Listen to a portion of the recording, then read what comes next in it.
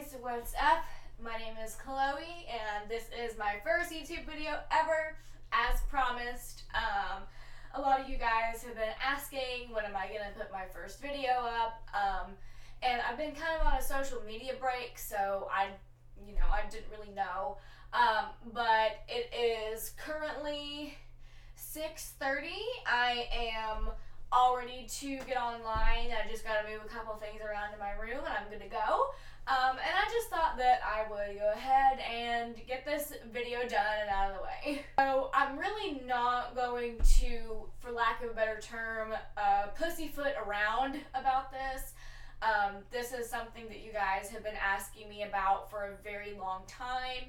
And I am going to go into a little bit of detail. I'm not going to give you guys like my full life story, but I am going to explain what's going on with me. If this gets any negative feedback in the light of, oh, she's just got a sob story, or she's looking for attention, or something like that, I'm going to take the video down because that's not what this is about.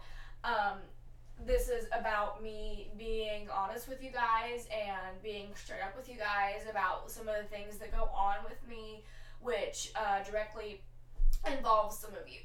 So, way back when I was 17, I woke up one day with a really bad headache, and I was like, yeah, I'll go to the doctor. I went to the doctor. They did a CT scan of my entire body. Found out that I had gallstones and I had a inflamed intake duct into my left kidney. And I dealt with that for a little while, for a long time, until I was about 18. The gallstones were my only real pain. I had an upper endoscopy. My doctor told me that I didn't really have a lot of stomach lining. My stomach lining was very weak, and that's what causes my stomach pain, which is why sometimes when I drink coffee I get nauseated and I can't eat very acidic stuff before I go to bed and all of that. And for a long time that was really the only thing that bothered me.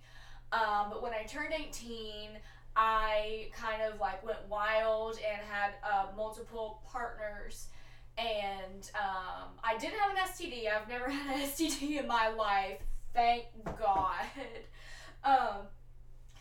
But I was doing certain things with this one guy, and I had symptoms of UTI a couple of days later, and so I went to the health department because I didn't have insurance, because I had just turned 18 and it lapsed. And they misdiagnosed it as BV, which stands for bacterial vaginosis, and they gave me the antibiotics. I took them, I felt better, and all was fine. Only it wasn't BV, it was a urinary tract infection, and the antibiotics that treat BV do not treat a UTI. They're not one and the same. So basically all I did was just create a super infection.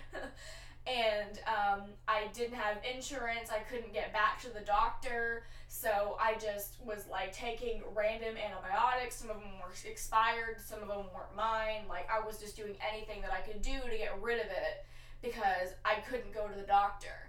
And I got rid of it, and a little while after Christmas of 2016, 17, I believe it was, one of the two, I can't quite remember, started to get symptoms again, and I was just treating the symptoms with Azo and stuff, and it got worse and worse and worse. And one night I woke up and I had a very high fever, and I stayed with that high fever for about a week. I was throwing up. I couldn't hold any food down. And at the point right before I went to the emergency room, I was unable to walk. I was completely unable to move. I wasn't paralyzed. I was just I was completely immobile. I practically had to be carried to the car and carried in, and they took me back to triage right away. And long story short, I was in the hospital for about a week when I was 18 because I was almost septic. which just means that you have an infection that's settled in your organs and it's working its way into your bloodstream, which could very, very, very potentially kill you. My doctor told me, had I not been brought in, even 3 hours later, that I probably wouldn't have made it. And that started a constant stream of UTIs. I get them about once a month. They kick my ass. They give me a fever. I throw up. Like, they completely kick my ass. And that is the biggest problem that I've got going on right now, which is why I cannot do certain things. And that's the main point of what I wanted to explain to you guys. In January, or whenever open enrollment is for most insurances, I'm going to be trying my very best to get on it so I can see a specialist and stop just treating the symptoms and actually get to the root of the cause and figure it out and get it dealt with. Another thing that's really big up there that I've got going on is PTSD. Please don't ask me from what, how I got it, or anything really specific around it, but I will be open that I do have it. I have been diagnosed by 3 different doctors and the state that I live in. Unfortunately, because I am self-employed or a contractor, I haven't paid into disability any, so I can't draw a check for disability. But my doctor has told me that I should not be working a regular 9-to-5 out of the house job, which is part of the reason that I do what I do. That's really what makes it so awesome. But I was initially diagnosed when I was 19, I believe. I started to show very bad symptoms when I was 18. Somebody mentioned that they thought that I might have it, and I just thought they were crazy, and symptoms got more and more prominent. I went to the doctor when I was 19. My doctor said, hey, you've got PTSD pretty severely. And hopefully soon I'm going to be getting on insurance. I'll be getting on my medication for that, and I will not just be letting life like fucking raw dog me anymore. And another really big thing, which is the last really big thing that I deal with, is kidney problems. My left kidney is like all sorts of fucked up. I've got kidney stones. My left intake duct is still inflamed. I've got fluid buildup around my left kidney.